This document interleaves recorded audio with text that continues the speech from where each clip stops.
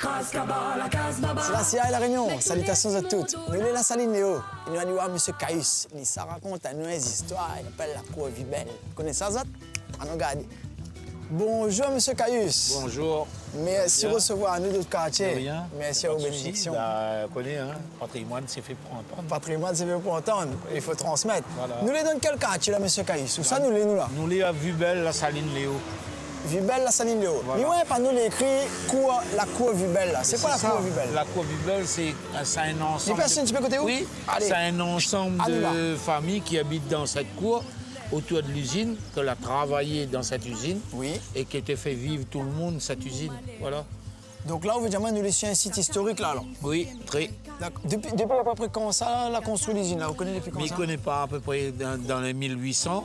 Exactement la date, je ne connais pas. Mais je connais quand l'a fermé. Comment ça l'a arrêté à peu près? L'a fermé en décembre 70. Ah, où là? Vous connaissez ça là? Vous la travaillez de là ou bien vous Non. connaissez un monde qui travaille là-dedans? C'est mon grand-père qui était travaillé là, qui était accidenté dans cette usine. Et comme mon père avait 18 ans à l'époque, bah, c'est lui qui a pris la place Là, de son papa.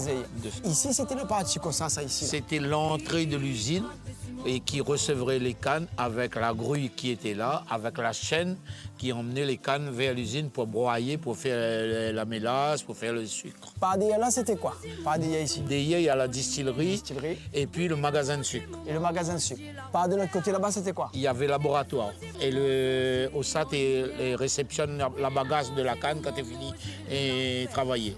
Mais là, où autour là, par ici, là, dans le bâtiment là, ça t'appartient à l'usine aussi, ça? Tout ça là t'appartient à l'usine. Donc... Et comme je me souviens bien, dans un rectorat, et je donne un exemple pour ça, au rectorat, il y a des bâtiments qui appellent des bâtiments administratifs et que les employés bénéficient de ces maisons-là. Oui, comprends. Voilà.